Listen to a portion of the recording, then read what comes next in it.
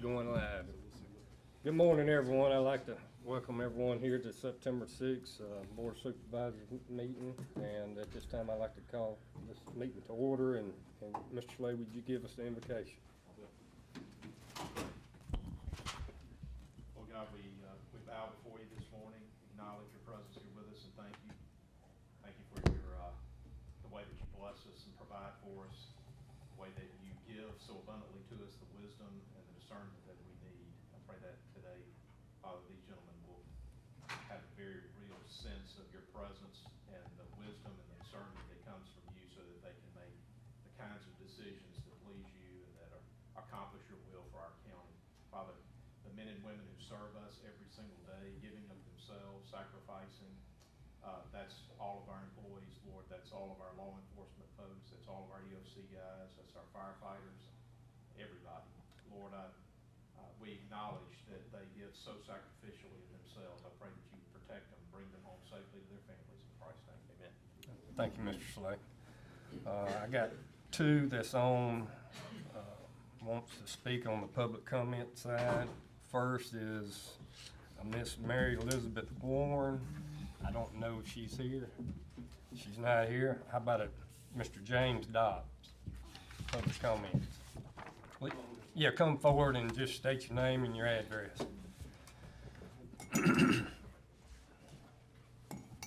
James Dobbs, 1811 Shallow Road. All right, thank you. My concern is from Shallow Road, from Lewis Wilson all the way out to 43 is a no passing zone. It's double yellow line all the way down the last time that they paved it. I have to pay a privilege tax on every vehicle that I put on the road. I'm actually tired of getting behind these people on these bicycles that probably riding bicycles worth more than the vehicle that I drive. They don't have a privilege tax that they have to pay, but yet they're on the road. They're hindering traffic. Most of them do 15 miles an hour or less. The speed limit's 25. What I would like to see the county do is either pass an ordinance that you cannot ride a bicycle on a road that is a double yellow line from one end to the other where you cannot legally pass them. And even most of the places that you would want to pass them, that it's unsafe to. And I would also like to see them have to put a tag on their vehicle to help keep our roads in. They're using them, why aren't they paying? And that's my comments, and I hope to see something done about it. But whether the money's put into the general fund or whether it's used to possibly do a bike park, something like that, or to come in and add bike lanes on all of the roads. And either one, I know that would cost a lot. A lot of money. But you know what I mean, like some of the roads that they would want to ride, like Shallow Road is double yellow, put a bike lane on there so that they have a place that they can ride and we can safely get from one place to the other. And that's my comments, and I hope that y'all can address those. You got some good points. Good point. Thank you, Mr. James. Thank you. Y'all have a good day. All right, Yes, thank sir, you. thank you. All right. Mr. Slay, would you like to say anything? The last I checked, this body, as powerful as you guys are, you don't have the ability to change state law. They have the right to use Shallow Road like any other public road anywhere. We should share that with him, because he probably didn't understand that either. No, sir. Mr. Dobbs, I mean, really, I see his point, really, I live in pedaling an right down area that like lane there. I live in an area like that, and it can be very Oh, I do frustrating. the same thing. When you've got a long road All right. that is no passing from one end to the other. And, okay. All right. Yeah, I agree with you. One thing I'd like to say in public comments also, Hinds County and the city of Jackson's been in the news pretty good while, and we are fortunate to live in Rankin County, and we got good, clean drinking water, and garbage gets picked up every time it's supposed to, most of the time. But we are very fortunate to live in Rankin County, so no one else has anything else. We'll move on to old business. Do I have a Also, you usually can tell when you enter Rankin County, if your eyes closed with the different quality of roads. Mm-hmm. That starts in a lot of different counties coming this way. All right, old business. Do I have a motion on old business? Wait, we may have some additional people signed up that's not on here. All right, I mean, it's something to do with the zoning, don't, I got I don't know. Chaz Rogers. It needs to wait, or? You more than welcome to come on now. Yeah. Come on. They're public comments, so.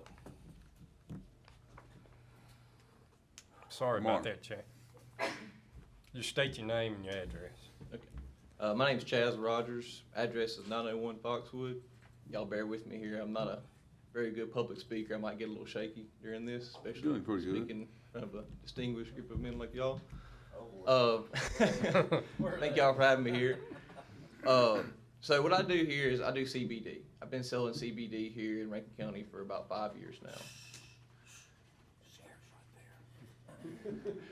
I will say that as far as regarding the matter, I know that there might be some opinions held one way or the other on the topic. I can only speak for myself, that saying that we've done everything by the book in compliance with federal law and every single guideline that we have to look at, as long as I've been in business. 4 years ago, whenever the spice shops got all shut down because everybody was selling fentanyl and whatever the crap in the back of their store, law enforcement came in, they wrapped up all my products, everything I had passed. So I'm one of the only people that did do that. Where's your store located? It's 1189 Old Fannin Road. So in regards to the zoning and everything, I think I am on the agreeance that we have an issue with products that, like, similar to what I sell, being in gas stations, being all over the place, where one, they're not regulated properly. The people that are selling them don't know anything about them. They don't know how to vet the products in a very loosely regulated industry to ensure that the customers are getting the products that they're actually signing up to buy. And really it's just caused me a lot of aggravation and frustration over the years. Right now, what I'm concerned about is I do have a 5-year lease in my store. We have been there for a while. We do have a lot of community members that are customers of ours. And they've all been every day asking us, are y'all going to be a dispensary? Are y'all going to be a dispensary? Are y'all going to be a dispensary? And right now, the way things set up is we are clear for daycare, churches, and whatnot. I have been kind of trying to figure out what this board might do today. And what my fear is if we pass a residential ordinance, that I won't be able to qualify for that, because I do have a neighborhood that's on the other side of a 100-yard thick tree line from me. Most of those residents do shop with us, a lot of them. So I'm just hoping for any kind of leniency in regards to that, maybe signatures or anything I can get as far as getting the community behind me to support us so we can stay in business. Because the way I see this going down the road is we're gonna have to regulate these other products at some point in time. And I see me kind of getting the crapshoot in it. Because if I don't qualify for a dispensary license, then I won't qualify for the CBD license either. So I'll be sitting here, ironically, probably one of the most qualified people to be in this industry in the state, not able to participate in it. So with that, I just thank you All right. for here. Thank you. Thank you. All right, how about a Greg Aldridge?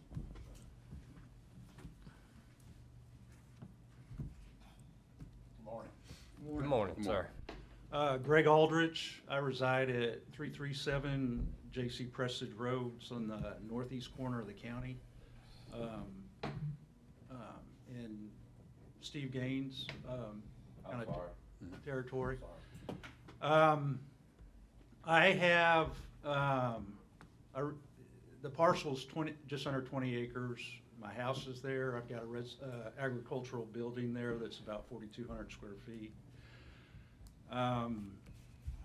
Have an active application in to cultivate medical marijuana, cannabis, with the state right now. And so that's one of the hurdles. The other one, of course, would be zoning in Rankin County.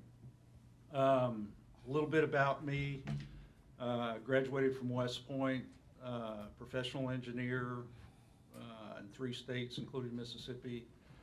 Spent 40 years in construction and engineering, from subdivisions, commercial, like that young man's facility behind me, to large transportation and infrastructure projects. So I understand the need and the importance for zoning ordinances and controlling impacts on the community. But what I can tell you, in an A2 zoned parcel out there, there's not gonna be zero difference in impact whether I grow medical cannabis or whether I grow tomatoes or tulips in that building. So that was one of my points. The second one is the state's kind of rolled this whole program out backwards. The focus has been on the dispensaries and the processors and all that stuff.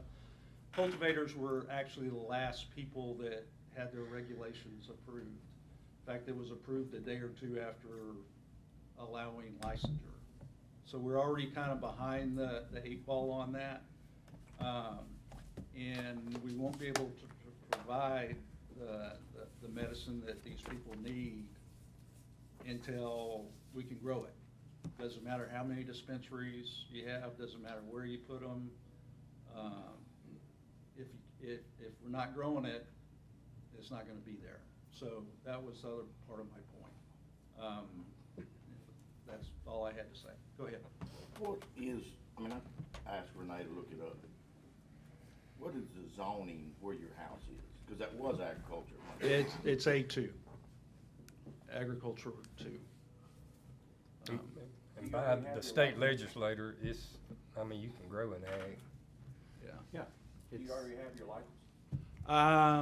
I submitted it, it came back returned for action about a week ago, and then I've resubmitted it, so it's in the queue. But, Good luck. thank you. Yes, It's my retirement.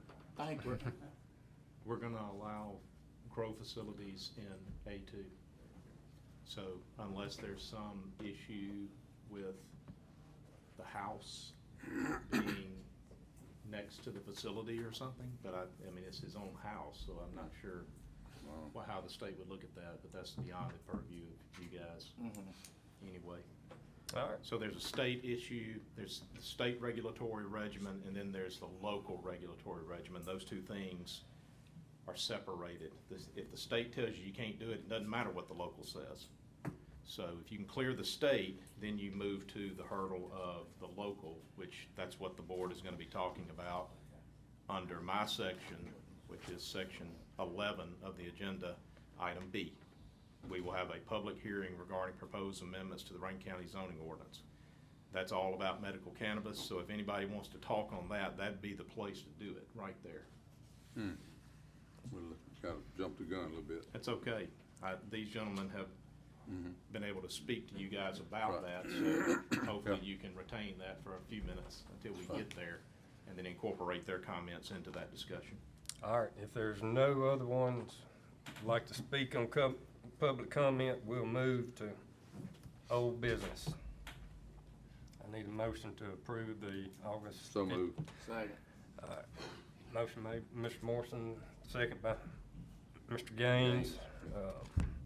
Any discussion? Not all in favor, say aye. Aye. All opposed, like sign. Motion carried. Consent agenda. I'll make a motion to approve consent agenda. All right, I'll second it myself. Any discussion?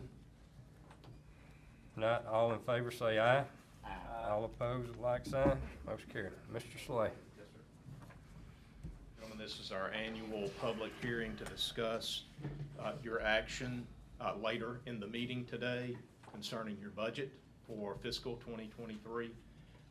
There's been significant discussion about the budget. There has been a proposed budget. All of the advertisements have been made in the newspaper. A public hearing has been set for today, and so we're going to open that public hearing, and I will invite anyone who is here to speak on the proposed fiscal 23 budget for Rankin County. Please come forward at this time. Is anyone here to speak on the budget?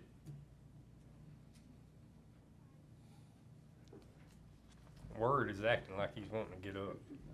No, sir, I was just checking the agenda. Okay. Okay. Mr. President, I don't see anyone here to speak on that matter. At this time, it'll be appropriate to acknowledge that we conducted the public hearing. No one chose to speak. Therefore, we're closing that public hearing. Later in the agenda on the key section, you'll have an opportunity to act on your budget. All right, thank you. Thank you, sir. All right, Mr. John Sullivan or Mr. Lance? Good morning. Mr. Lance, Yes, before you start, will you be speaking for that office in the upcoming months? yes, Okay, so we'll direct our stuff to me, you. yes. Thank you. Quite welcome. All right, we're looking this morning for the order approving the 2022 recap of the real personal property assessment rolls. Yeah, motion to approve. Second. Motion and second. Oh, Got a motion second. all right, any discussion? Not, all in favor say aye. All opposed, like sign, motion carried. All right, and the second, the B part of this would be the request for approval of Avalon tax exemptions request for the 2022 tax year, which includes the following: the Goodwill Industries, the Ever-Reaching Community Outreach, Mississippi Lottery and Flowwood, Southwest Airlines, and then the Westco Distribution Inc. Freeport. All right, I'll make a motion to approve. Second. Second by Mr. Gaines. Any discussion? Not, all in favor say aye. Aye. All opposed, like sign, motion carried. Thank you, gentlemen. All right, thank you. Mr. Lane. Mr. President, while Ms. Bridget's coming, we have another tax exemption matter, but that's gonna be handled under my section of the agenda. I just wanted to make that clear to the board. Okay. Good morning, Ms. Bridget. Good morning. We need to take action on the term bids for the bridge components and installation that we opened last Thursday. My recommendation is to award it to Hip Hill Construction with Key LLC as the alternate. Make motion approved. Second. All right, motion made by Mr. Morrison, second by Mr. Gaines. Any discussion? Yeah, who did you say? Hemp Hill Construction with Key. All right, all in favor say aye. Aye. All opposed, like sign. Nay. All right, got one nay. Mr. Cross is a negative. Thank you. All right, thank you. Thank you, Bridget. Mr. Harrison.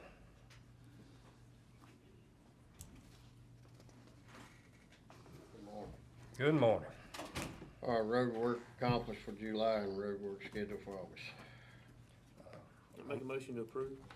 Second. Motion, Mr. Cross, second by Mr. Gaines. Any discussion? Not, all in favor say aye. Aye. All opposed, like sign. Motion carried. Request approval for Center Point Energy utility permit to construct a gas line along Bethel Road, all between Breckenridge Drive and Bethel Church. I'll make a motion to approve. Do I have a second? Second. Second, Mr. Morrison. Any discussion? All in favor say aye. Aye. All opposed, like sign. Motion carried.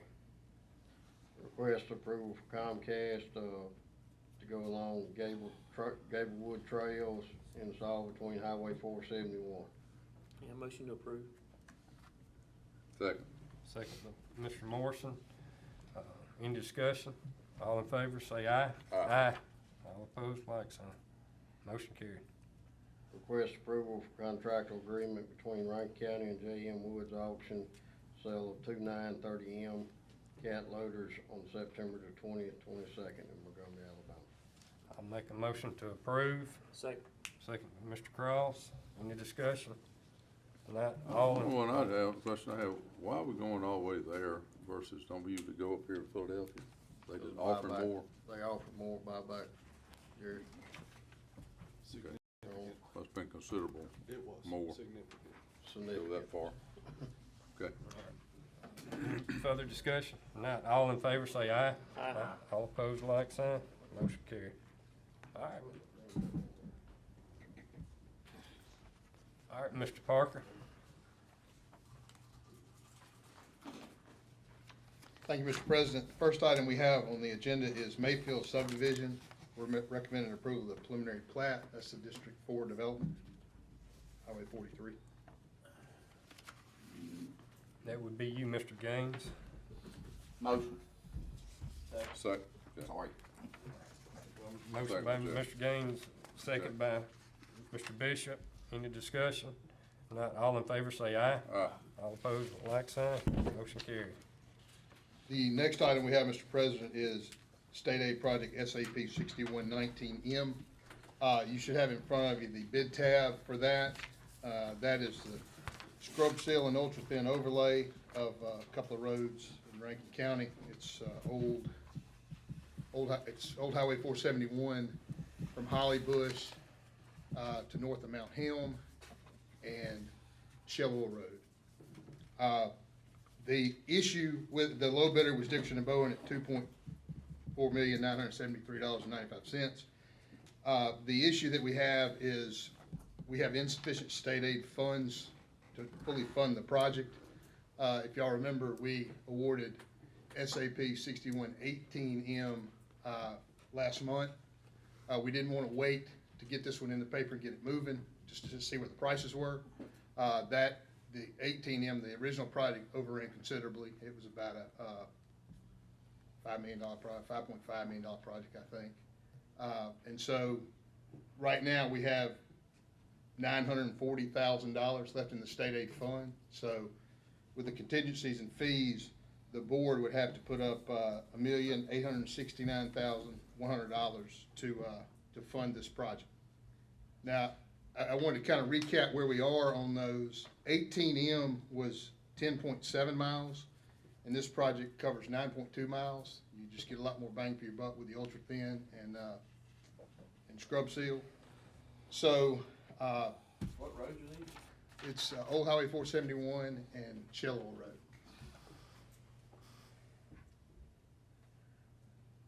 Shell Oil will be from, what's that from? That'd be Star Brandon to Wade Patrick. Yeah, right where the fork is, yeah. Yeah, so, Straight shot. and the issue is obviously the ultra thin and scrub seal is a little bit more preventative than the 18M project was, which was a full-blown mill and overlay, basically. So these roads, we're gonna be in the situation where it costs way more per mile to fix those, if it's not acted on now. I mean, obviously, it takes I more guess funding. if you do one, would it cover? Or would it leave some extra?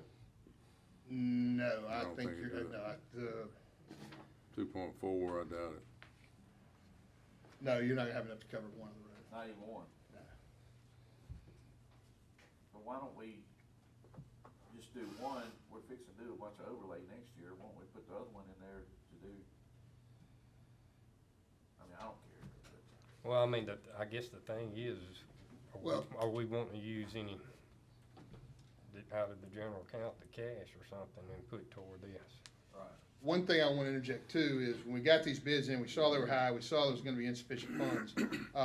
Mike and Brad and I sat down and looked at, the potential of the county doing some of the prep work for it. You know, the base repair and possibly even doing some of the scrub seal.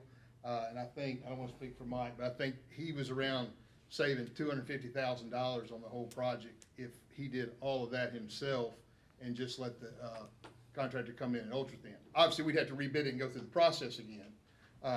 And the problem with that was that, I mean, if we do one or the other, if we did the chip seal, then we're not guaranteed on the ultra thin. I mean, being a timely manner. The timing of Yeah. it, certainly, there's a lot of orchestrating the order of operations that is a challenge when the county does part of the work ahead of a contractor. Right. Because the contractor's gonna be under a contract and the county doesn't know exactly when they're gonna be able to do theirs, so. Does that affect the, I guess, does that affect the bid if we only did one of them? Cause they bid both Yeah, projects? I think because of how it's programmed, we gotta reprogram it through state aid. I think we've gotta take one of the roads out and resubmit a program to state aid to do it. And then clean up the plans and rebid it. Are they about the same in miles and distance? I don't remember, Jared, exactly what the links are. Shell Oil's gonna be a good bit longer. I know the Shell Oil Road is in pretty bad shape, and I know Mike went in last year and replaced every culvert on Shell Oil Road. So all the culvert work has been done and has been patched. You've done that on the other one too, huh? Yeah, he generally It's just, does we're that on. needing something to seal the road. I wasn't saying not to do it. We would save money by not doing both. We could do one on our own and wouldn't have to worry about bidding it out. We're gonna have to come up with the money, one way or the other. Right. What's I the- like Well, Jay's would we be idea. better off to, I mean, would we be better off doing it on our own? It don't Or, matter, we're gonna pay for We'd it. still bid the project though, if we did it on our own, right? Yeah. Cause we don't have an Right. asphalt guy right now. I- I mean, Well, we just bid that one project out, bid one road. Mike, do you remember We what had your to do ultra that. thin We price is now? still have, Ultra thin. That's, On con- that's just a on length. contract? That's LT Wallace or whatever, isn't that? who's- I don't know. Jake- TL Wallace. Micro. Yeah. Micro. Yeah, the actual ultra-thin portion of this, went for $143.25 a ton. Personally, I don't know that you're gonna get it a lot cheaper. If you can get it at all under the county contract right now. Which road, Mike, which road is in the worst shape? What road would you rather not go through the winter on, or are they both the same? Neither one, cause they both start to crack up and every time it rains, chip up, so they both have some kind of treatment done on them, so you. Right. They both, Well, both about equal. why don't y'all, we got a meeting that's gonna go on for a couple of hours probably. Why don't y'all, cause y'all the one, you are the engineer, he wrote, why don't y'all get together back there and come up with the best solution and then come back toward the end and say, look, this, we gotta pay for it, whichever way we go.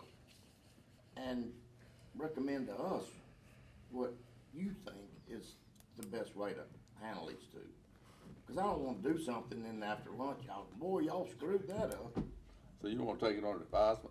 Yeah, I mean, y'all, I guess I'm a little, Yeah. with the, one option obviously being this, the second option being the county. do one road with the, I mean, you have to rebid it. Right. I Either way. understand that. And then And do, then we will decide how, whether Mike wants or can do it under his office, or we just pay for the other out of our funds. All right, if we don't use the 960-something thousand that's supposed to be helping, I guess, think the we're Shell gonna use oil, I mean, if we don't use that, I mean, We're gonna use do it. we lose it if we do it ourselves? We're gonna use it. You're gonna use more than it. I know it's gonna be, have to have like 1.8 to go with it. Even if we do one, Tim said, we're still gonna put cash in the game, even we do one of the One, roads. yeah.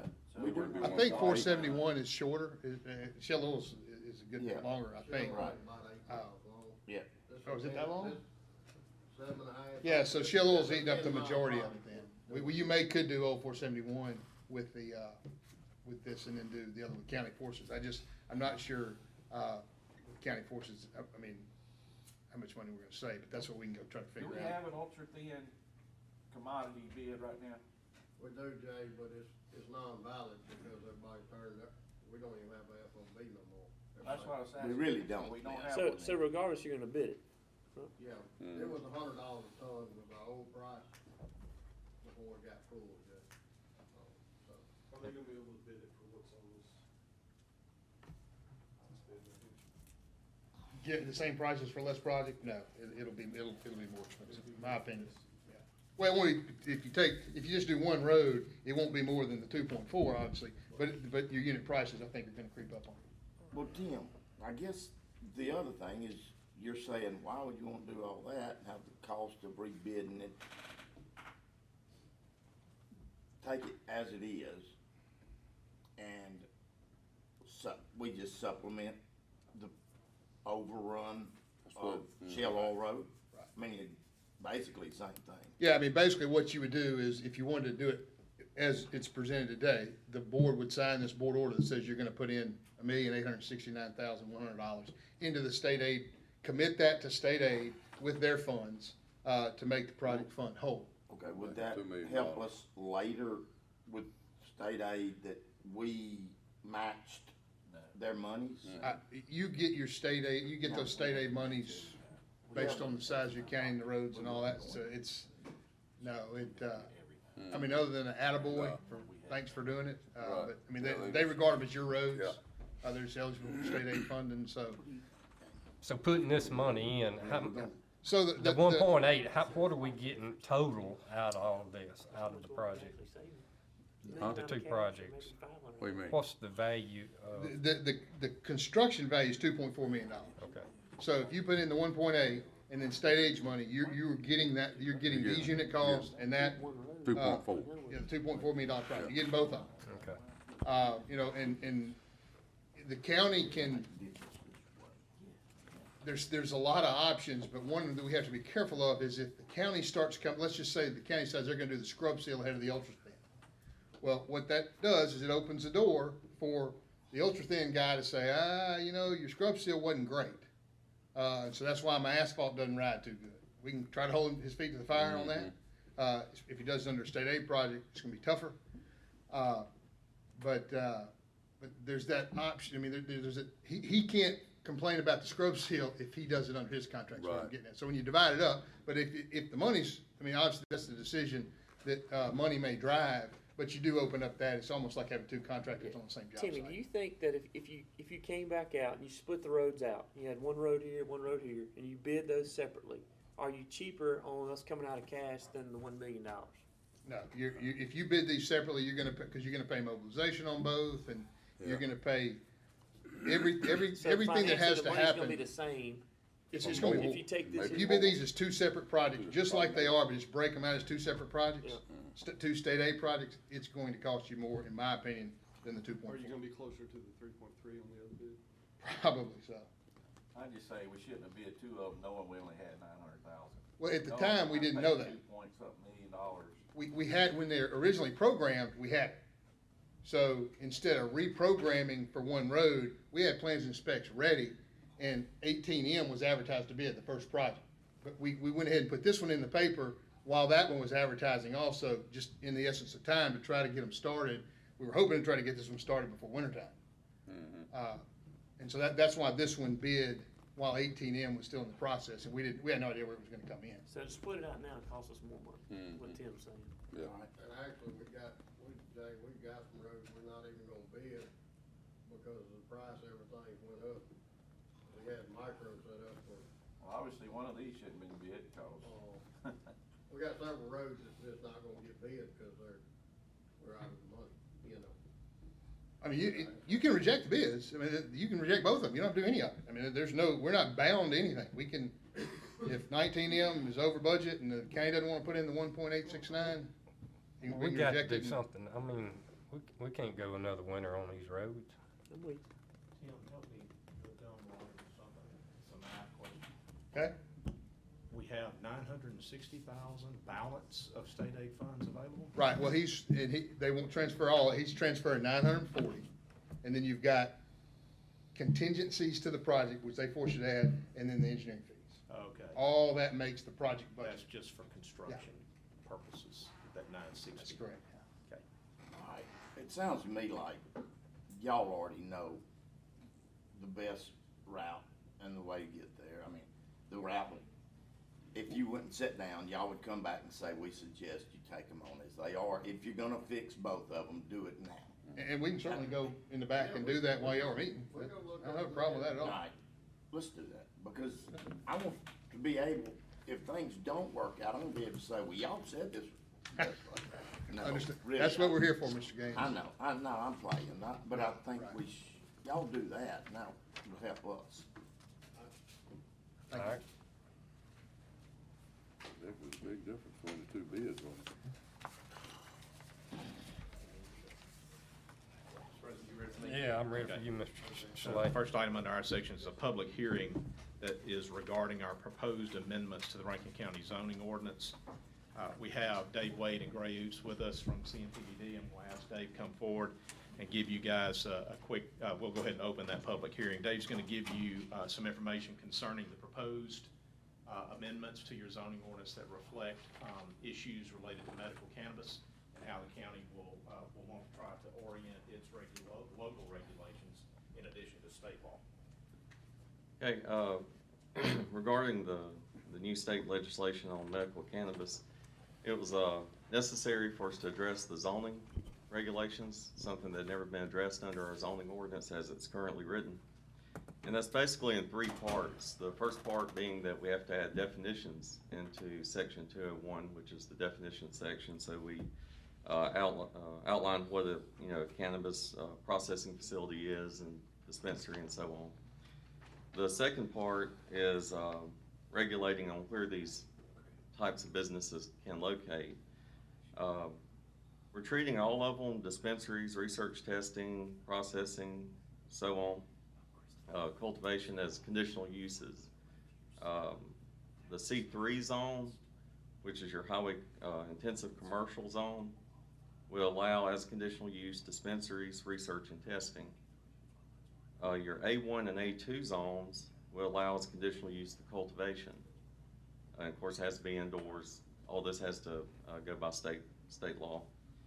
Your I1 and I2, which are your industrial zones, will allow as conditional use the cultivation, processing, disposal, and transportation facilities.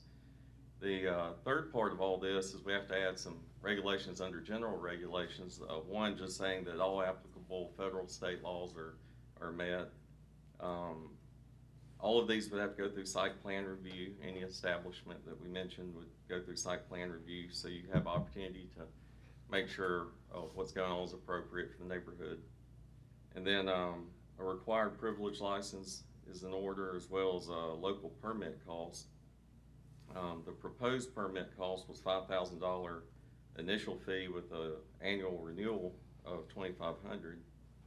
And then we talked about not allowing any kind of cannabis dispensary to be located within 500 feet of property lines of existing residential use or residentially zoned properties. And that kind of coincides with what we did on liquor stores and that type of sales. So those are the regulations as proposed. I can answer any questions if you have. Or Dave, Well, if we put that 500 foot in there, like the gentleman wanting to cultivate, that would restrict him from being able to cultivate, or would that just be on dispensaries? we could probably, I think the thought was to make that just for dispensaries, but. yes, that was for dispensaries. Because you're not selling at the grow facility, you growing. Right. We didn't stipulate that for the grow. It was just dispensaries. So the 500 foot restriction for residential would apply only to dispensaries. Am I clear about that? So, Which is the state law. No, no, sir. It's not So- ours. No, the state, that's something we're adding. What's the Oh, state? talking about adding to the They church. go It was residential. 1,000 feet Really? to. Yeah. right, So churches 500 and is the same schools. as our liquor stores, So right? he's saying, Brad's saying there's nothing on state law. On For residential. residential. Residential. Yeah, that's what I meant. Church, daycare, nursing home, you can't be closer than 1,000 feet. That's what I asked you, what's the footage there, 1,000? 1,000 feet, unless you get a waiver from the property that is, that you're violating the distance on, and then it only cuts that distance in half. So if a facility was closer than 500 feet to begin with, say there's one that wants to go in and there's a church within 500 feet, wouldn't matter if they got a waiver. State law won't let you get a waiver less than 500 feet away. So we're From gonna do those 500 feet, not for the property line, to the front door. I'm not sure about that. I think that's, Line when he got up. Remember, Gray, how we measured that prohibited distance? For residential or state code? Residential. We had not discussed exactly how we were gonna regulate those. I think, liquor stores, I think we do. yeah, we talked about to the property line under liquor stores. Well, I don't know if it's the same, but way back when they started beer sales, it was from the front door. Cause I know a store that moved his door 25 feet. So Jared, that measuring technique was actually established by Alcohol Beverage Control, the state agency. Okay. Put that in place. I and that thought it was to the front door, property. wasn't it? Our zoning doesn't say that, it says for the property, for the beer, for the liquor store. Property line, okay. Hey, and Dave, I thought you mentioned everything that you said was still gonna be utilized by conditional use, right? It is. So everything that comes through would still have to come for board approval regardless of what the regulations say, right? So Exactly. everything's under conditional use in our regulations. So every application would still come to the board for a vote to make that decision. Correct. And everything's going through site plan, Daniel, so let's say there's one that, you're gonna get the conditional use, but after that, they've got to provide site plans through Renee's office for approval of what is this going to look like. So you get your conditional use done, you still have that site plan. And we're still gonna address things like stormwater runoff, proximity to, like a county road, issues of site distances, all those things are still in play in our normal process. And I probably should have listened closer, but is this C3, C2, C3. C3 only? Yes. So it's a conditional use under C3 is the proposed stuff, right? For dispensaries. Dispensary. For dispensaries, right? Yes. The growth's still A1, A2. Right. And the I I, It would would- move the residential part. To remove the residential. I mean, I agree, you can't compare a liquor store and medical marijuana. I mean, it's medicine versus liquor. I'm good without the residential buffer deal, but, We can and I mean, and leave- another just thing, Leave the residential part out. just let it go by what the On state. C3. Leave it C3, but take the residential. We had talked about Say what? 500 foot, 1,000 down to 500. What do you mean take the residential, which portion of it out? 500 foot. 500 foot. Just not measured from a residence. You would not be considering proximity to residential if it's C3 and it can achieve a conditional use as a dispensary under C3. Renee's office would not be taking measurements to see how close to residential property is it. Just remove that as a condition, okay? So if it's C3, that would be the key. Is it C3? Well, then make your conditional use application. Now, you guys can certainly consider proximity to residential when you're establishing whether or not it fits in the character and the condition and the quality of the actual area where it is. In other words, it would be a site-by-site analysis. And you could say, we believe that due to the close proximity to existing residential, maybe you're more sensitive if it's platted subdivisions, right? You would be more sensitive about that, because that's a dense residential, and you would ask the question, is it going to impact the character of that neighborhood? But that'd be a site-by-site. You're not giving that up. What you're doing, though, is you're softening the initial review. but So couldn't you say that on the flip side also? That if you have the 500-foot barrier and you come back in and the conditional use hearing takes place, and you can still come back in and say, we will allow this inside of 500 feet based on the conditions of everything that's there? You know, Daniel, it doesn't Because it's work our very regulation. well when we start releasing our regulations from being black and white type regulations. But you could do it. Yes, sir. But I think what you're doing, when you make that first one, you've eliminated that as a condition. It's gone at that point. Everybody Yeah. else is just gonna say it's willy-nilly. But for the same side of that, it's all gonna be willy-nilly under conditional use. Anything conditional use is willy-nilly because you can come back in, the board can do whatever they want. So anything that's labeled conditional use is always willy-nilly. And to Daniel's point, they would ask for a dimensional variance in that case. Yeah. So we typically are pretty aggressive about not allowing variances unless Right. it's a very specific issue related to the property itself. Three people could decide to be as willy-nilly as you wanted to be. Yes, sir, they Right? can. They can. Yeah. It does help everybody, including the property owners out, Daniel, if they can quickly and easily answer the question, it is C3, but it's too close to residential, I'm not even going to ask. Okay? That makes it easier from a regulatory I standpoint. think we may have a little,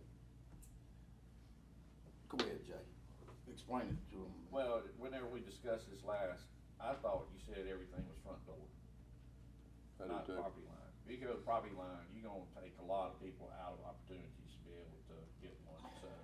Property line, yeah, cause It property could line can be somebody big. owns 10 acres and their house is here, but their property line Goes all the starts way to. 500 foot, Yeah. and then they go another 5. That's what Jay So- is. If you want to use the liquor store language that's in the ordinance is what we were modeling it after. The flip side is state code on their measurements is main public access of the medical cannabis establishment to the property line of the protected entity. And this So would we be for could make churches. that distinction with residential as well and go ahead and clearly define your measurement being front door to property line. Now, I want you to think about it, guys. The state is gonna be measuring to the property line. If we're gonna be measuring differently than that, it's gonna get really confusing really fast. Or just, But or the they state take can it out. measure residents though. That's correct. I'm just saying that the measuring technique needs to be consistent. So you're either consistent with the state related to medical cannabis and their measurements, or you're consistent with the existing ordinance on liquor related to residents. I think, you know, we have a public. Yes, sir. All right, we got some What is people here the want to talk. Yeah. Come on up to the Yeah. podium. Just one at a time. One at a time, but you got, yeah, just do one at a time. Just your name and address They got 1,000. for the record. So, my name's Evan Daly.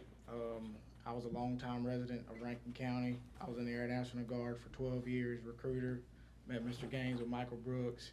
What's your current address, please? 212 Bedford Drive, City? Brandon, Mississippi, Okay. Farmington. So, there's two different measuring with the state. It's dispensary, from dispensary, it's door to door. From dispensary to church, it's property line. So I just wanted to distinguish that because I heard the confusion. There's two different measurements. Dispensary to dispensary is 1,500 feet door to door. And from dispensary to churches, daycares, schools, it's 1,000 feet. He's Property talking line. about dispensaries being located within proximity of each other. Yeah, right. we Yeah. weren't More addressing dispensaries and that. churches and schools. Yes, sir. What about dispensaries with residents? What did you So, say there? so there's no law and regulation from dispensaries to residents. There's none. No, in the sir. state. State level. No, sir. There's not. That was something that we brought up the other day on the same side, was to add the residence component to it. That would mirror what the church and daycares and stuff like that asked for. That's what we brought up. Hey, Cherry. So, something I want to point out regarding the C3 and the C2. Right now, and unless something's changed from what I'm looking at on the zoning maps, there virtually is nothing that's C3. C3, the only property that's C3 is an area down Shallow Road that a gentleman I know got zoned out.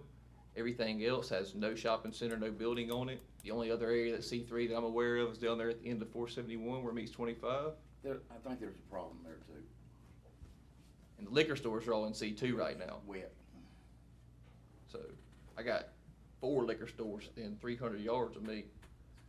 And that's all in C2, so 3 of those are PRV, which has Yes, nothing to do with this board. yes, sir, that's correct. That is absolutely correct, and that is that actually is an issue. We don't have no control That's over PRV. there. And PRV already has a store, right? Oh. Medical cannabis store? Well, They're in the we're getting process of- conflicting information about I- that, Daniel. It appears that they have moved in that direction, but No, I we don't don't know know. that a lease has actually been executed. Okay. I know Actually, that. I've heard there's one there too. What have you heard, Chad? I know that the other person that's sharing the building to where that dispensary wants to be leased at will not allow for a dispensary. So they do have a leasing conflict. I don't have a leasing conflict. I have a 5-year lease signed in place with a contingency. Already structured out from medical to cannabis dispensary, got an insurance policy tied into it. Already checked off all my boxes. Got cultivators that are reaching out, trying to sell us product. The C3 thing would, unless we have some kind of a rezoning thing, nobody's gonna be able to open a dispensary in Brandon. We're outside the city limits. But City of Brandon's not. Yeah, Brandon. It's City of not- Brandon's city, not I'm union. calling it 39047. Yes, sir, 39047. There's nothing, it's, at least to my knowledge, I could be wrong, I don't wanna say I'm 100% right, but just something to consider. Thank you. Any other comments? But more of a question I didn't quite understand. Is there gonna be conditional use for A1 and A2? Yes, sir. Everything is conditional use. Can you go over what the conditions are? No, sir, No? because Okay. the board will set those as we have an application for I conditional gotcha. use that comes forward. All right. We're establishing that all permits will go through a conditional use process if it involves medical cannabis. Everything, grow, process, truck, haul off, dispense, all of them will go through a conditional use. Everybody will have to go through the conditional use process. But we're not gonna try to be a, cog in the wheel, so to speak. I don't believe. And I believe, I mean, I know they paying a high, I know the dispensaries are paying like a $40,000 permit fee to the state. And I mean, I don't know if 5,000 is reasonable or make it less on the county side. I mean, they already paying $40,000. We don't get that. State does. Is it state? Right. I don't see where it has an effect on what they do over there. I mean, well, what do we normally charge for any We other don't, commercial hadn't building? normally ever looked at marijuana. So, It's a new day. No, we hadn't checked that We one, do Bob, that today. The point of comparison would be, as far as regulated industry, I think our highest, fee for a license, a privilege license, our highest fee that we use is for transient vendors, and they have to pay $5,000. Of course, it's in the nature of a bind. But what that does is it protects the counties, the cities, and the state for collection of. You don't have a problem. I mean, you're not arguing the amount of the bond. No, it's not that. You're It's, not it's, that at all. it's more the conditioning, The unknown? the unknown Yeah, conditions. right, I one. understand. And I hope to make enough revenue to help Rankin County pave some more roads. We do too. You know, We don't get any of your sales. I understand that, but, I hope to be in it long enough. Yeah. So, I'll go back to my comment to where, you know, the purpose of zoning and doing site reviews and all that is to take a look at what impact that's gonna have for the community. I mean, that's kind of the nexus of why we have zoning, is to protect, you know, Joe over here from Peter, who wants to do something that's gonna affect his property values.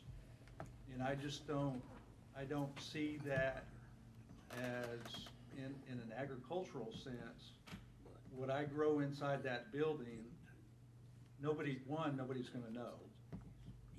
Cause I'm not gonna advertise it, cause that's dumb. And two, whether it's medical cannabis, or it's tomato, or it's tulips, or it's orchids, Or hog farm. or a hog farm with, I mean, we already grow stuff in A2, I just wanna grow this. And I don't understand what conditions can be put in place that wouldn't allow me to do that. Neither can I. It may not be anything, it's just having that option if we need it. Gotcha. That's all really, you have to, it may be like, it's just an example, the trucking side of it may be some hours of operation because of where it's located and how it's gonna disturb the people or something. I'm just using that example. Understood. But it's just having that option. I don't see anything that's gonna clog you, but I think we usually need the, option of having the opportunity to put conditions if needed. Uses that are rural, are dissociated from residential communities, that are buffered, will not need a lot of conditions. Right. There may be something that is attendant to the way the state regulates a grow facility, because I'm confident that there are gonna be controls on odors that are released. I think that's done at the state level. There's a lot of regulation that talks about that type of thing. Again, we talked about this at length, guys. There are a bunch of A2 places in Rankin County that have zero sufficient electrical power to be able to substantiate a grow location. So they're gonna be a limiting factor on three-phase power being available to do the kind of grow light. As an engineer, I will tell you that's relative to the size on how much power you need. And to me, that's kind of an engineering problem that is solvable. The point being that not everybody that comes asking for a grow facility is gonna be a qualified engineer and know how to figure that out. They're gonna be dealing with the electric companies who are gonna tell them, you gotta have three-phase, and hopefully we'll get there in 10 years.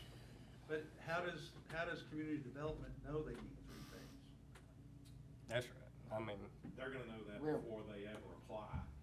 That's my point. I'm not talking about conditions. I'm talking about Okay. limiting factors on the industry in Rankin County. A limiting gross facility of any significant size. That's a Surely- limiting factor. Surely you're not gonna spend 45,000 and not have checked out, you're gonna be able to have electricity. You're not, I've I'm got not talking about service. you, I'm talking about the general person, they're gonna have somebody. I've got, so, We weren't using it. there's a lot of pseudo information in this whole industry. I've done a lot of projects, a lot of infrastructure projects. The only project I've ever done where I've supplied three-phase powers is at the Port of Oakland, where we were powering the cranes that offloaded ships. Three-phase, just, all that gives you is a less of a fluctuation. So you've got a voltage differential, and it doesn't really matter what that is. And it's a sine wave thing. Three-phase, all that does is flatten that sine wave out. It's not cannabis related, it's not growth related, it's not lighting related. That's just fact. All right, good. All right, thank you. Thank you. I guess our biggest decision, what we want to do on the residential. I say we take it all out. Is there anyone else to speak in public comment, public hearing about this matter on the zoning? Anybody? All right. So gentlemen, a couple thoughts that come to mind, just kind of round it out for us. We do need to set local regulation. You do have state protection in how they have established their own, the regulations at the state level that takes off the table any locations that might be too close to a church or a daycare or a nursing home. So those locations are going to be off the table unless the proponent, the applicant, can achieve some type of waiver to clear the state regulation. That has nothing to do with what we're here talking about today, by the way. That's all embedded in the Medical Cannabis Act. And so you don't have to worry about regulating too close to a daycare or too close to a nursing home or too close to a church. You don't have to worry about that. The state's already done that. Okay? So really the big picture here is, do you want some sort of residential property limitation on C3 properties where a dispensary could be located? That's kind of a big decision you need to make.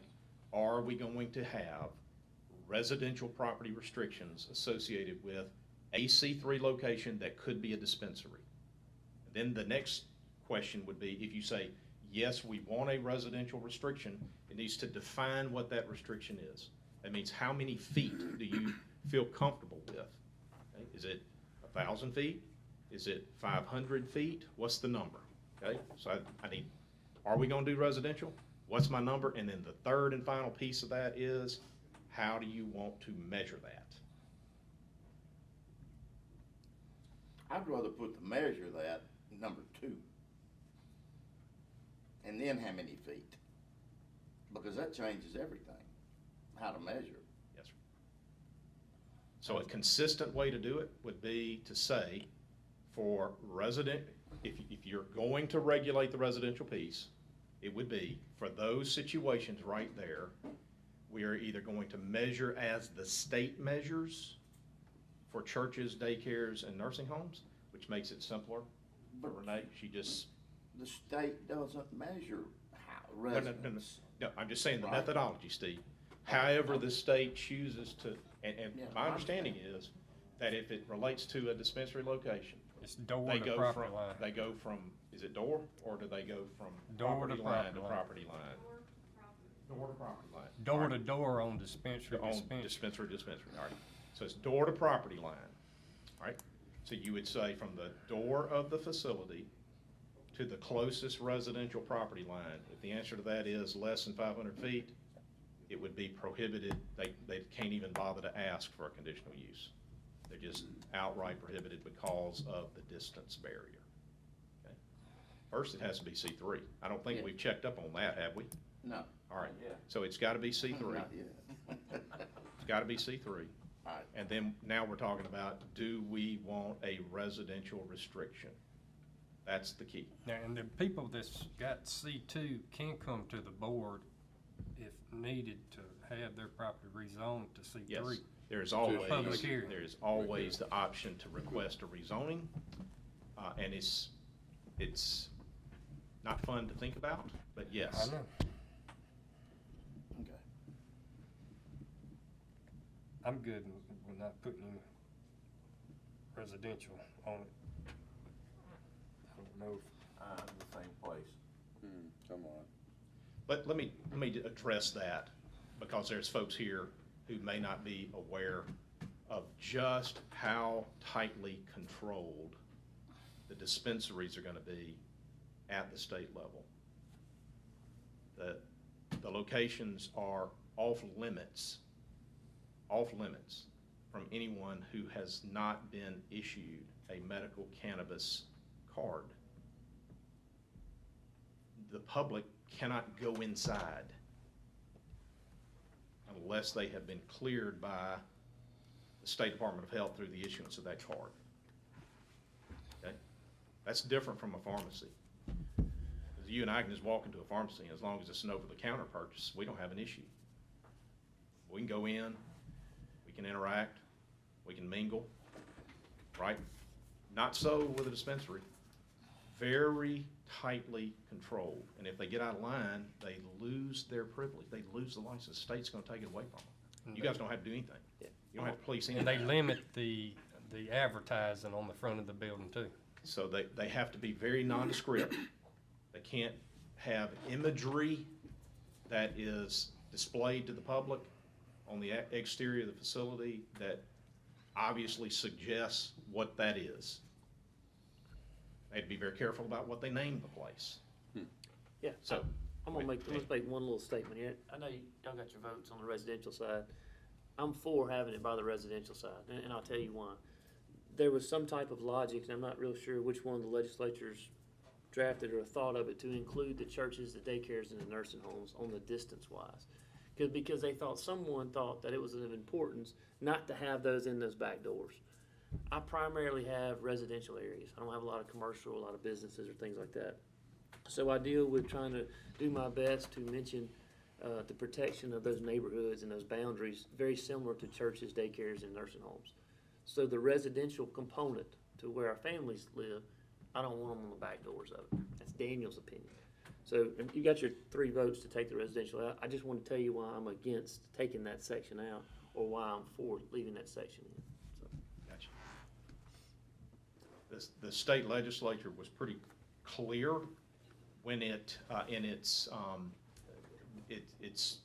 paperwork justifying why the statute was written the way that the statute was written. There are guidance statements that are found in that law. They're not law themselves, but they help to establish this is what we were thinking when we wrote the language like that. And they can always go back. The state can go back and change things, tweak things, and I anticipate that at some point they will do that. But in their guidance about dispensaries, they were very clear that for local governments, you are not going to prohibit them from locating in commercial. You're just not gonna do it, right? What hasn't been tested is what stripe of commercial will this board decide to do that. You've chosen, we're gonna put it in what we call highway commercial or high traffic commercial, which is C3. So we are not restricting dispensaries from locating in commercial, which would be a violation of the state law, right? So you've chosen C3. So you're already regulating at a pretty significant clip as it relates to the way the state legislature drafted the law. You're being pretty protective, right? Because typically we don't allow a C3 to be immediately positioned in close proximity to residential. Those two uses don't typically work together very well. Gotcha. One's high traffic volume, noise, vehicle traffic, foot traffic, significant hours of operation that get well over into the evening, coupled with residential, right, which is low-key, not as much traffic except in the mornings and the evenings, a slower pace, all the things that we typically associate with residential. We've got a couple of unique places around the county where we have high-density residential in close proximity to highway commercial. It just happens to be in Daniels District. That's where most of that ends up. You got a few pockets here and there where we see that. We're not gonna get it perfect every time. There are gonna be residentially zoned properties that are in close proximity to C3 from time to time. Holly Bush, Steve, would be a prime example of that. Where Why got don't some you just residential. go ahead and underline them, put them up on the board? Yeah, I'll compromise, I'll do C2 and we'll put residential on there, 500 feet. 1,000? 1,000? 500, Okay, but then, I'm compromising. me too, I am. I'll compromise at C3, Alright, and then I'll shut my mouth, okay? But if Alright. you wanna, Do we have if any you wanna other come back and public change comment? it later to C2, we're throwing the feet back on the board, on the table, okay? Alright, we're looking like I shouldn't say that, starting to look like Hines County. y'all have any more discussion on this? Well, let's close the public hearing then. Do I have a Y'all ready to motion? close it? Yeah. All right. Public hearing is closed. The next item on the agenda, Mr. President, is the action item. This is where you decide how you want to set your regulations. So that's the consideration of potential action to adopt the proposed amendments to the Rankin County zoning ordinance and official zoning map. And you've heard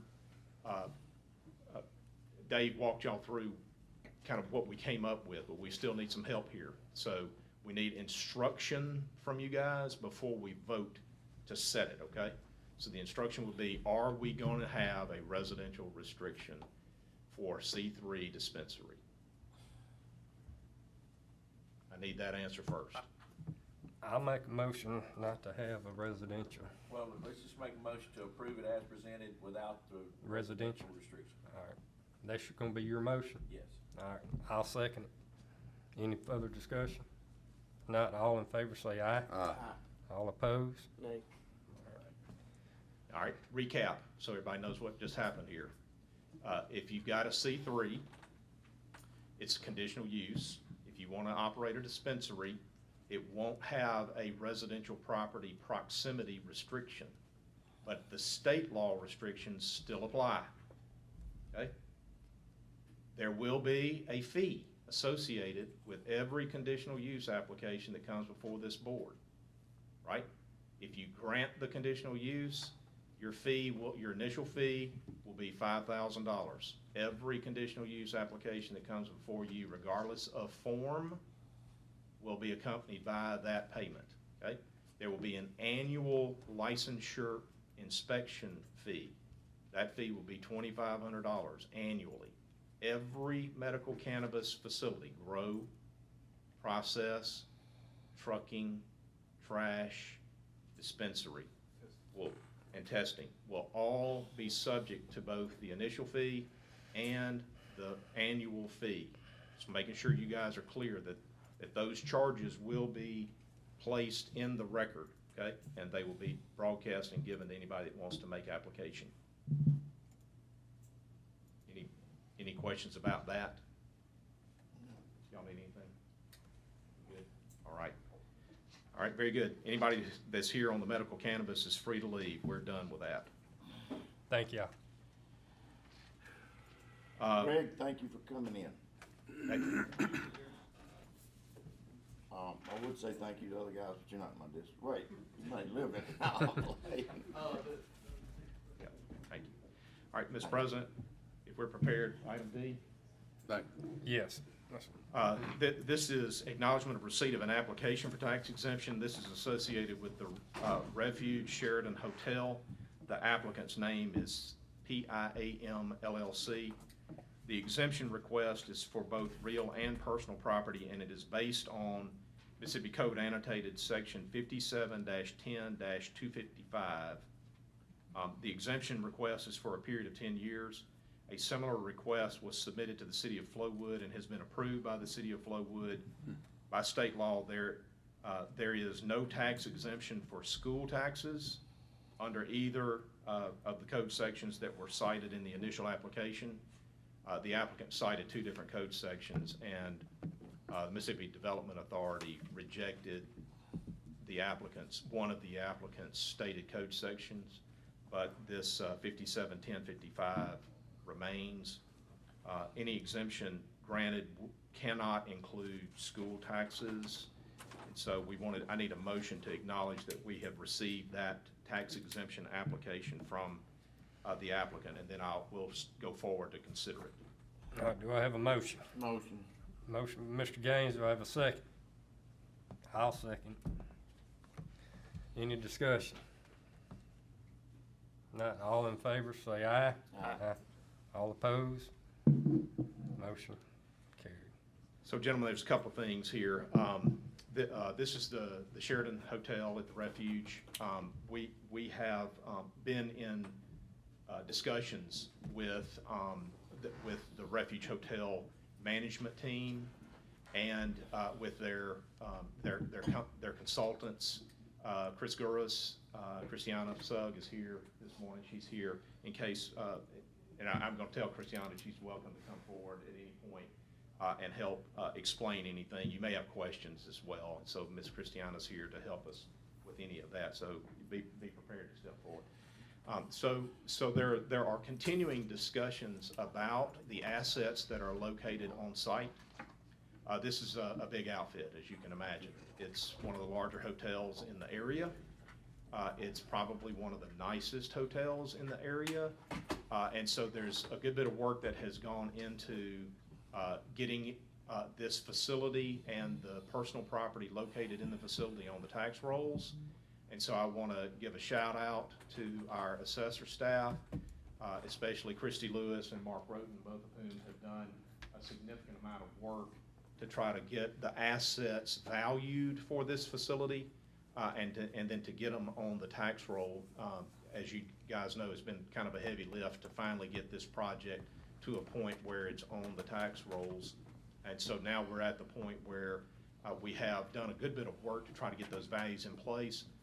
But both sides acknowledge that we need more information from the applicant, and we don't yet have the information, complete form information. Primarily, what we need are depreciation schedules for both the real and personal property.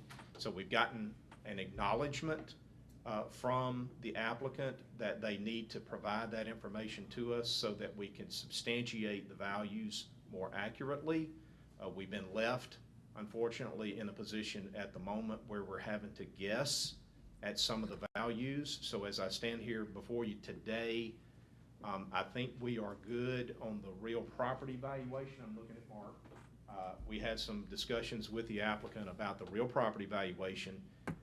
We made some accommodations to the applicant to help with the real property valuation and our methodology.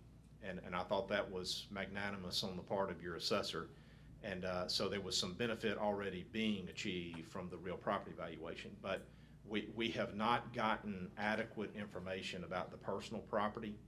And so whatever the board decides, well, if the board decides today to grant a tax exemption under this code section, and by the way, MDA has validated that they are entitled to the exemption. You have discretion. It's totally up to you guys. But MDA has validated that they are legally entitled to it, and the city of Flowood has granted it, okay?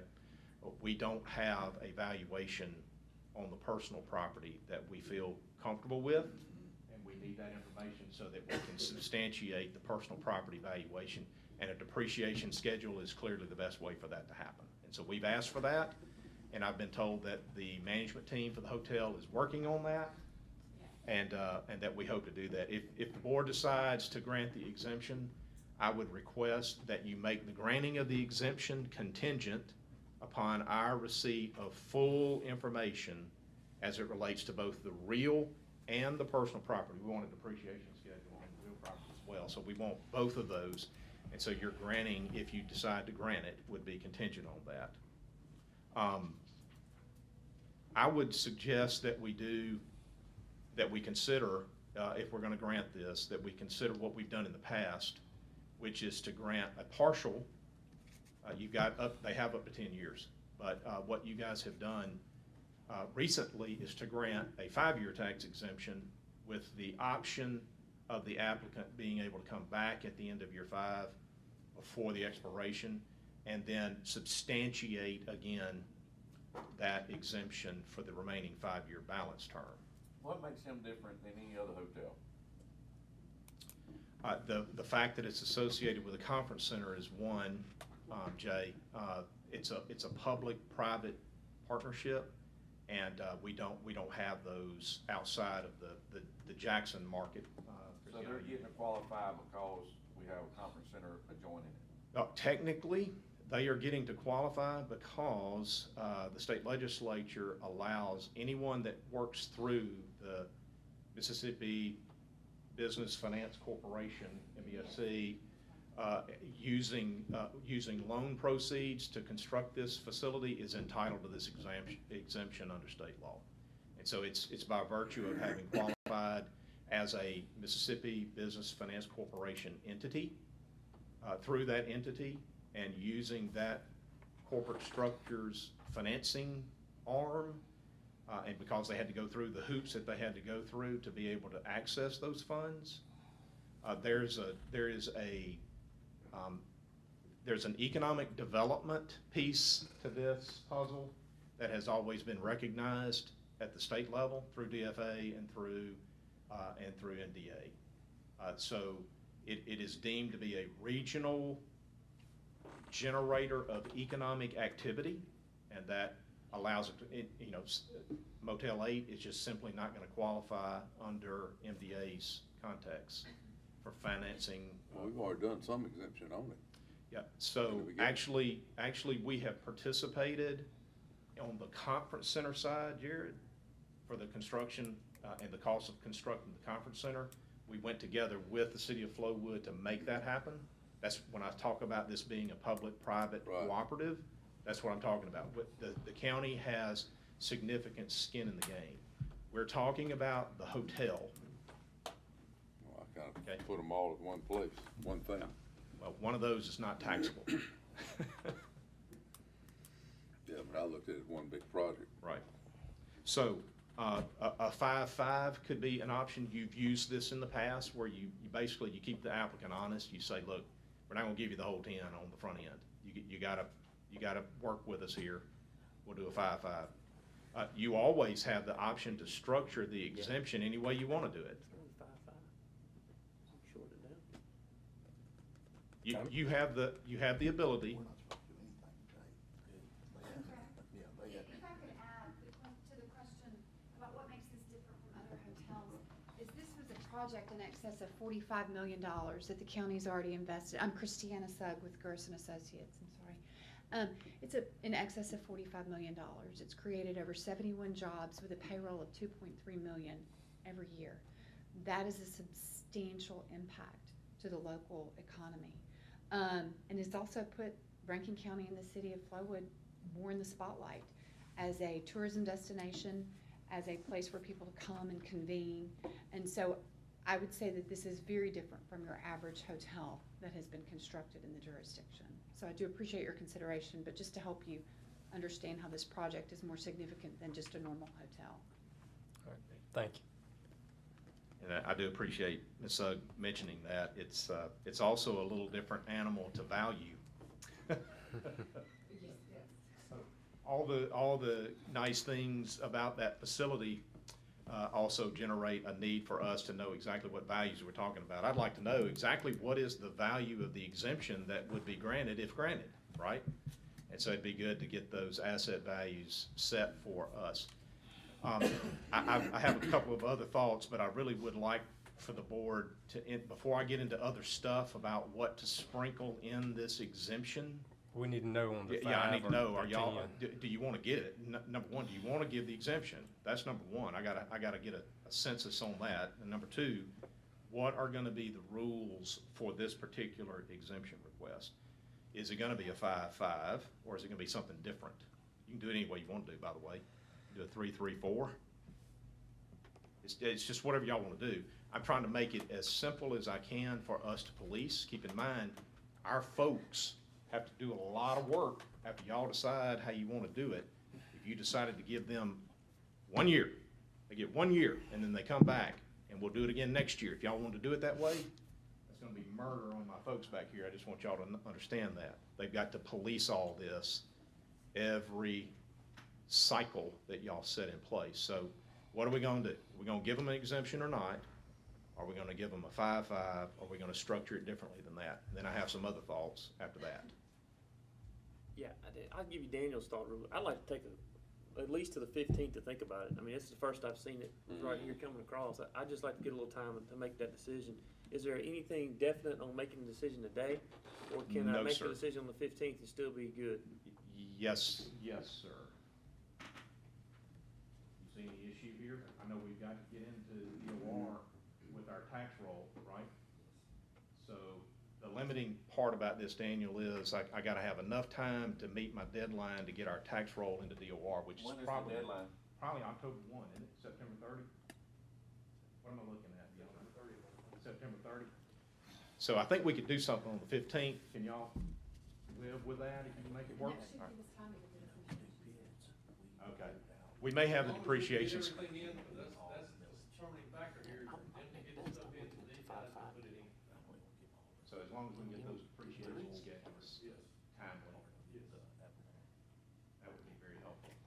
Otherwise, we have a plan. I think we're gonna go with our numbers. If we got numbers, we can go with them. We're just gonna go with our numbers. I don't think you're gonna want us to go with our numbers. So, y'all got a brief. Well, the real property is gonna be at what we agreed to. The personal property is gonna be what we think, because we never gotten full information about personal property. Get out here and get it done. Appreciate it.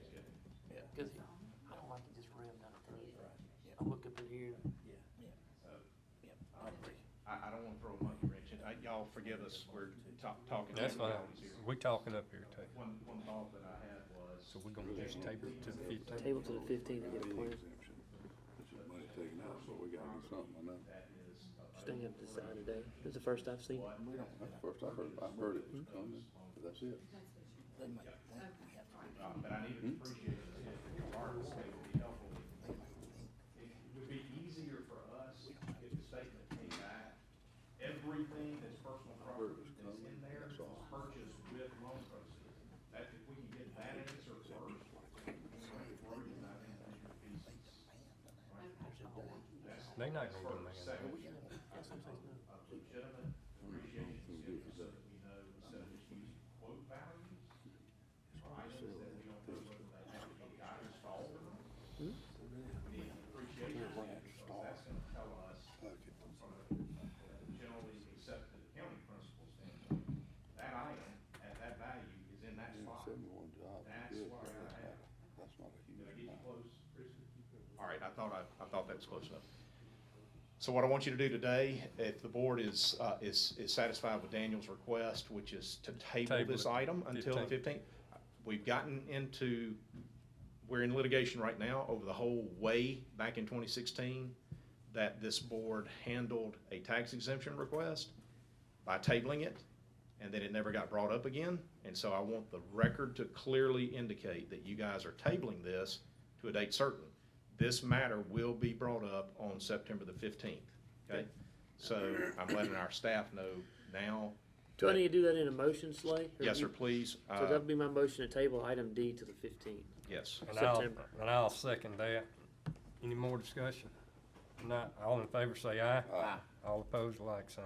So item E is dispensed with, it's moot, we don't need to do that. I do need item E, needs to be on the 15th agenda, okay? All right. All right, gentlemen? Is that it? Is that all of me? All right, thank y'all. Would you, do you want to Yeah, handle we that? can do, we can do that now. Yes.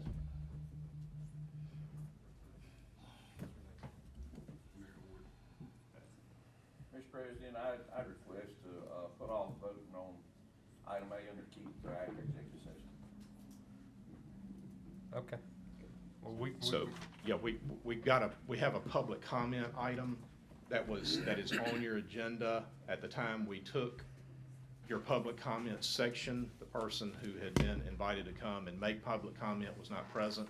She's present now, and so I wanted to, call your attention back to the public comment section. All right. Miss Mary Warren, would you like to come forward and speak? Yes, thank you so much. You're welcome.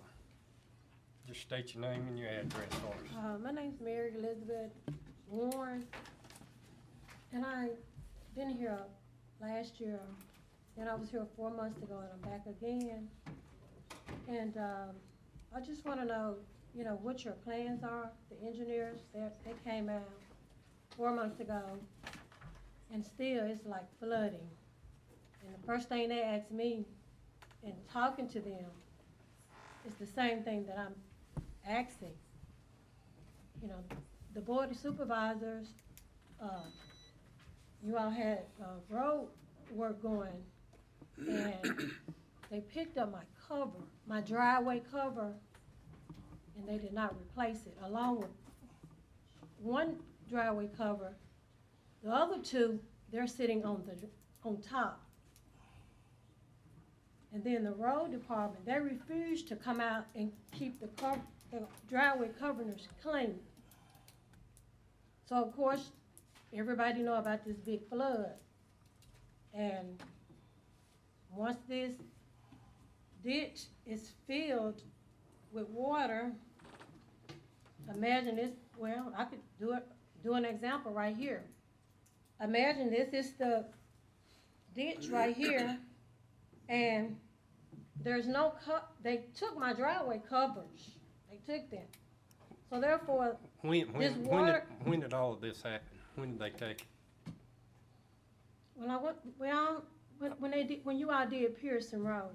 Well, I've only been here like 3 About years, so five. I don't know. Yeah. What's that been, 15 years ago? yeah, close to it. Yeah, Mr. Bit, right, that's correct. 2006. That you all came out and you promised me that you all was gonna do piping, you was gonna do walls, that, you know, broken promises. And like I said, even right now, with the flood that's going on, of course, this is this big hill.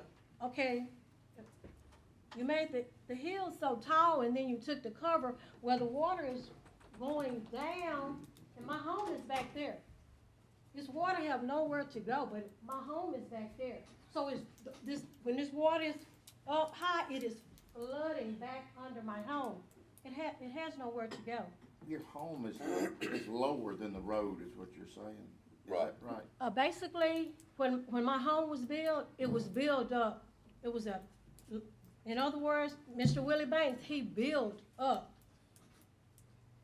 It was higher, but when you all came Higher than the road? Exactly. No. Yes. It was. It never was higher than the road. He built a higher foundation. Yeah, your foundation is higher, but it's not higher than the road. It'd Not have to been- now. It'd have had, well, Yeah, it'd go have to ahead. been eight No, feet high. I didn't have this problem. And then my driveway covers that was taken. Has the road been, The road shifts like, raised or- actually, the road is tilted and the water runs. The road wasn't. hadn't been moved? I mean, the height No. hadn't changed on the If road. anything, we cut down a hill. We cut down Right. a hill. We didn't add. And this was anything. in 2006. Somewhere around about. there, yeah, 07, yeah, 06, What 07. what happened 2020? Same thing? You Yes, sir. remember? Basically, nothing's been done. Yeah. My driveway covers, they have not been replaced. What is that I right don't there? know anything about that. That's a, I mean, where is that That's the back of the located house. at your house? Okay, yeah. So this is what is going on. Like, they have, right, the water that's supposed to be going in the cover, that's supposed to be going on down the street, is running, just washing my sewer, my everything, just washing, even the bricks. Here, right, there's the bricks right there. They're gone from underneath the house. part of the problem too, you got a metal roof and the water is no gutters. And there's no gutters and the water, and I looked at it one time, the water comes off your house right at that point also. Well, I've been there for you don't have- you for don't have 30 years. gutters I've there. been there for 30 years, and I'm out there when the ditch is filled up, Right. and when the water, it has nowhere to go. Right. So I'm out there when my driveway covers is supposed to be taking the water on down the street. Once the ditch is filled, then the water is running on back underneath my Well, home. I know the engineer, had the engineer out there, and I know the road manager's out there, and I was out there, and I'm not sure. Yes, sir. Mr. Slade was I out actually there. came. I did. And, so, you know, I can't answer your question what the final results was, but I know they've looked at it. I don't know what we did. Have you didn't tried to anything. do anything like with a dozer or anything to I've had- divert water from the house? From this last flood, which everybody was being flooded out, Right. Right. I had to go ahead on and hire a dozer to send that water, but still, that's just part of it. What did he do? My driveway cover still needs everything. What did the dozer do? What'd you have done? You had a dozer? Build up. Like a swale or something? That's right. So when that water comes, it's not running behind my house because, like I said, my driveway cover is not there. Then the other two, they're sitting on top of the ground. What other? What are they there for? No, because didn't- those were my driveways when you all came out and was, doing the Do you- street. My driveways were already there. Do you have any more pictures, Miss Renee? I have three. 3 driveways. But only one goes to the house. Exactly. Right. This Only this one. This one goes to the house. Well, this The one- the driveway right here. Yeah, you follow the around, driveway that's keeping up all the everything, right. But this is But, one going. but the very key thing is,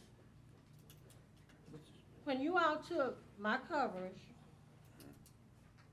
and first thing the engineer asked me, and he didn't know what was going on, that you all sent out there, they asked, man, where's your cover? Where's your driveway cover? No, he didn't, cause I was there. The culvert, I'm not arguing with you. No, about- no. I was there. No, and you the all problem- hired an engineer. Part of the problem is now your driveway. You all hired the engineer, sir, yes, sir, Oh, we he didn't hire him, asked no. me that. He's sitting right there. He came Does he from- look like He's sitting that? right there. No, that's not him. Well, we You didn't all hire him. hired, you all hired, yeah, that's Mike. No, No. that's Tim. That's Tim, yeah, I met Tim, he Yeah. came out there. Right. But you all hired someone that came out there from 49. That's who that, I That's- didn't- that we was- didn't hire anybody. We didn't hire anybody, man. We don't hire one. So, Miss Mary, I can tell you, the time the road was done, and every time we do every road project, we put back every property like we found it. Well, as a matter of fact, we improve it. So most time we'll do aprons, most time we'll improve the right of way. So I can guarantee you, if you had culverts prior to doing the road, you had culverts after the road. but they weren't installed correctly. Well, I'm sorry, but, it's been 15 years ago. Yeah, so gentlemen, let me round out a few things that are important for you to know. Okay. We do everything that we can, from the staff standpoint, and I'm talking about the road manager, the supervisor, the board attorney, even the EOC director. Your pictures today are compliments of Mr. Word, who was able to go by during the flood event and take some photographs. I thank you, Mike, for helping us with that as well. We do everything that we can to try to be as responsive as we can to constituents. We have provided information to Ms. Warren consistently that we, the county, are not legally able to get outside of our road right-of-way and to conduct public taxpayer-funded activity on private property. That has been explained over and over and over again. And the suggestion has been made that the issue with her house and foundation, which you can see in the pictures, is a clear and present danger, and the property owner needs to tend to that, okay?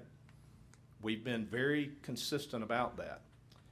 We have a record since January 1 of 2022. It's actually January the 31st of 2022.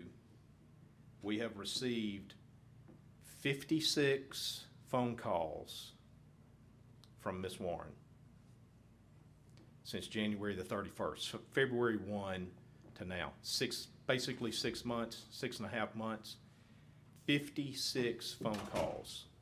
That's on average about 10 telephone calls a month from Ms. Warren, asking the same thing over and over again, only to be told the same thing over and over again. 56 telephone conversations, some lasting 308 minutes at a time. Somebody's been on the phone for 308 seconds. Somebody's been on the phone for 452 seconds and 1,158 seconds. So these are 10, 15, 20, 25-minute phone calls that we're having, talking about the same thing over and over and over again. Rankin County cannot go onto private property and conduct taxpayer-funded expense on private property. We cannot do it. If this is, I will treat this like telephone call number 57. Rankin County cannot go onto private property owned by Mary Warren and deal with any of these issues that you see depicted in the photographs using taxpayer funds. Ms. Warren, if you are not willing to accept that as an answer, you need to find an attorney who can take this matter to court and invite the county to come to court and explain to the judge why we can't do what I just told you, okay? We don't need any more phone calls, and we don't need any more site visits. That we've done everything that we know to do to try to help you understand what our limitations are under the law. I don't want any of these gentlemen going to jail. I don't want any of my staff going to jail. I don't want to go to jail for spending taxpayer money on private property to benefit private property. Okay. So you all pick my covers up. So you're saying that you're not liable to replace them? And then when you pick the ones up, like I said, they're up on the ground, you're not able to? You just told Mr. Bishop in response to his question that you didn't think that they installed the replacement culverts correctly. So which is it? Did they not replace them, or did they replace them incorrectly? Completely. The one that's in the, do I have a cover in my driveway? No, I don't think so. That's where, under her driveway is where it starts going under the driveway, there's a box, and it Okay. goes across the That's street. right, yeah. The ditch on the other side. That's right. So there It does, it is one there. It goes across the road though. It takes the water away from your house. No. Is it out of the county right away? Yeah. In the county. Okay, and that one is, y'all have looked at it and everything's, It's installed per the plans, yeah. So when a driveway cover, it doesn't have a hole on the other side to keep the water going. There's a big box underneath your No, driveway. no effect. But it's, I blame the president. No effect. I blame the all president. right. okay. So, Yep. I mean, if you want to take more action, like Mr. Slay said, just get an attorney and you can take us to Okay. court. I need to ask another question. We've The done cleaning up- on cleaning- we done on the questions, Oh, Miss okay. Mary. All Thank right, you all. Thank you. Thank you all so much. Hey, the Mike and Mike, I'm not sure which Mike's which and Timmy, but there's a new thing behind the cell phone stacking, right? So when Slay comes to the podium, he'll line up everything. See the two remotes and the pen, everything's in sequence, you know? There's a dual thing to the stacking. I'm not just adding this for your notes. If you don't mind, put this in your memoirs, that it's not just the phones, but when he stacks everything in line, the pens and the two remotes are in sequence. It's the same situation. All right. You can't see that from your angle. So you understand what I'm saying? OCD takes over, and that's what flips it to that spot. I can see it coming, you know. All right, we're gonna move on to Keith Hicks's, and, I had Jay made a motion or something to, just table, I think you just wanted to wait to bring up item All A. right. So pick up on B. I'm gonna skip over to item C if that's appropriate That's at this fine. time. All right, item C is approval for Rankin County to accept a 30-month lease purchase financing agreement with Trustmark. This is for a new tandem dump truck. Interest rates are going up, just so you guys know, it's 3.43% with a $90,000 buyback and authority to execute those documents. Okay. Motion. Second. Who made the second? Daniel. Okay. Motion made by Mr. Gaines, second by Mr. Cross. Any discussion? If not, all in favor say aye. Aye. All opposed, like sign. Motion carried. All right, item D is approval of the engagement letter for Rankin County Human Resource Agency to conduct the audited the financial statement audit for April 30th, 2022, and authority to sign that engagement letter. So moved. Second. All right, motion made, Mr. Cross, second by myself. Any discussion? Not all in favor, say aye. Aye. All opposed, like sign. Additional business to be discussed. Y'all wanna take, Tim's item B? Yeah, before we'll- do executive? We can. That's that. Yes. Yep.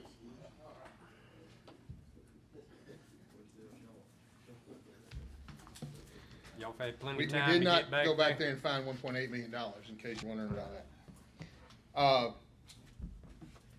Breaking the project down based on these numbers, it appears that for the state aid money, we can do 0471. We can't do Shell Oil by itself. It's considerably longer than 0471. We went back and ran Mike's numbers, and they're right where we said. They're a little bit lower than the state aid numbers, but not much. If Mike contributes some to it and does some of the work he can do, looks like 0471 would go down by about $43,000, and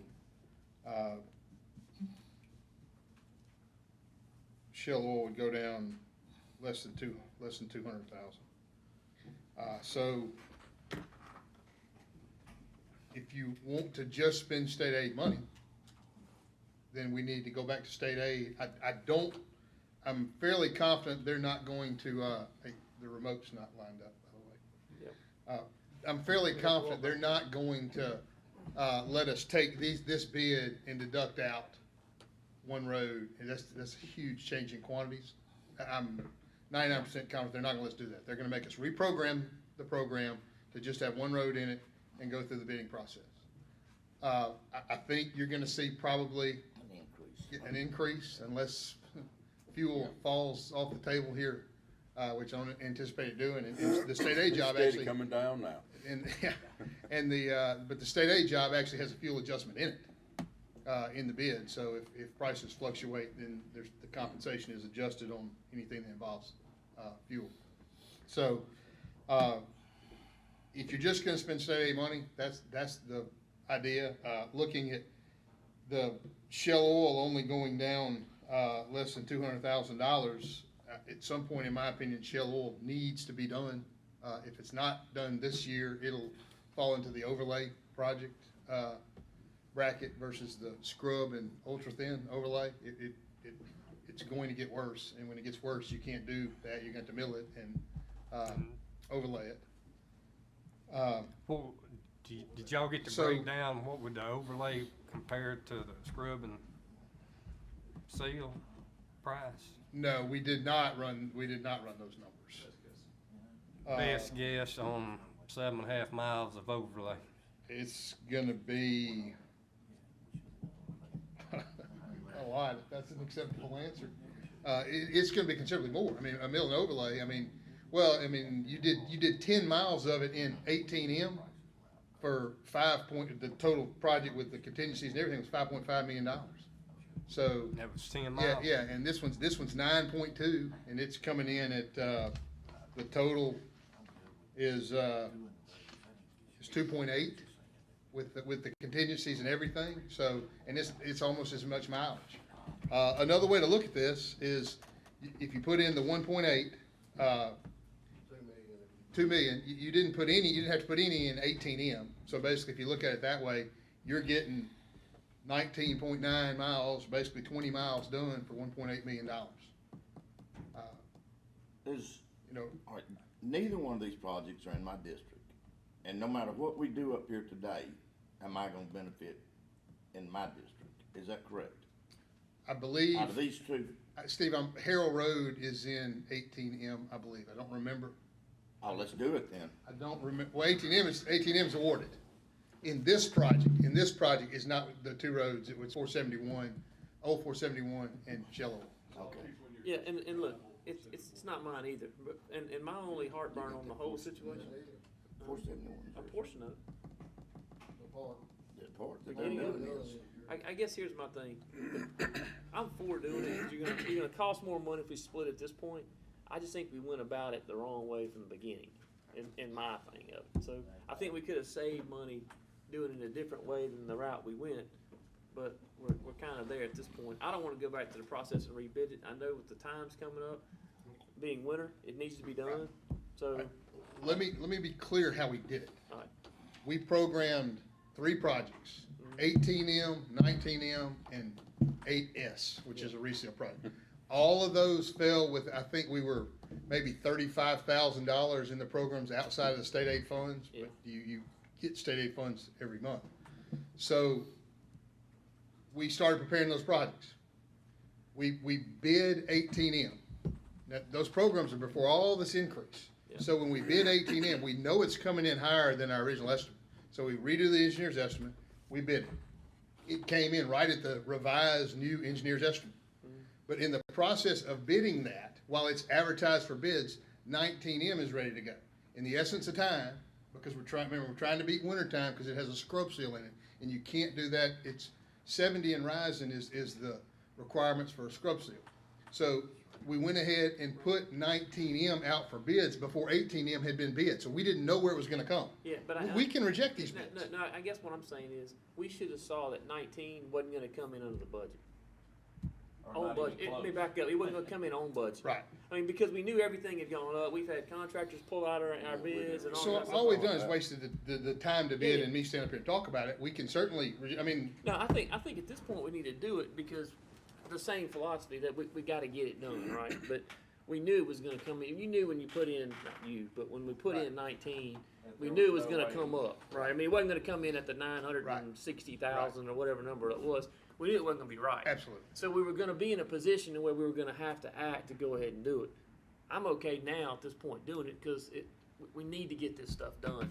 And by splitting it now with the cost, it's probably gonna be more than that. So it's a cheaper deal now to go ahead and do this at this point.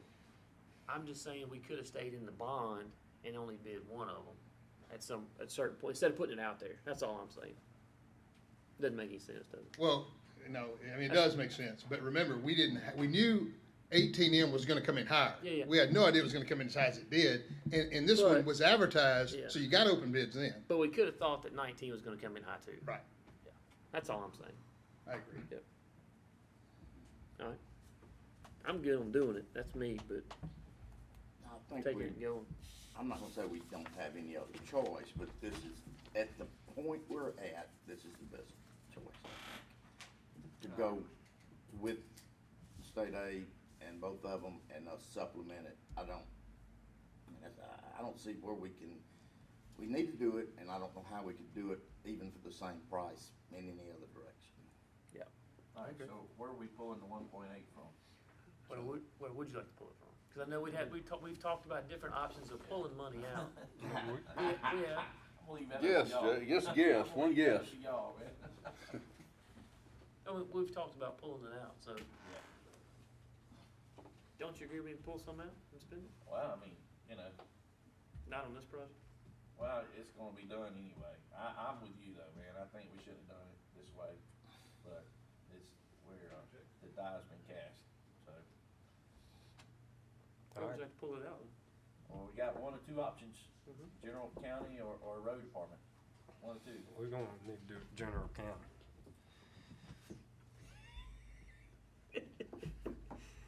Oh, he's good, you know what? This guy over here is good. Yeah, I mean, it's gotta come out of general county. Can't pull it out of the road department, so.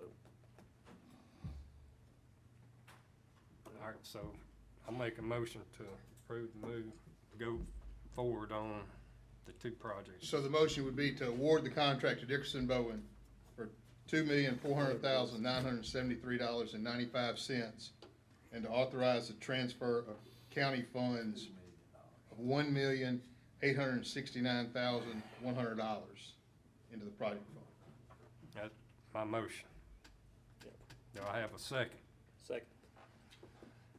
Any further discussion? All in favor, say aye. Aye. All opposed? Nay. Motion carried. Thank you for your work, Mr. Parker. All right, move back, go forward. Additional business.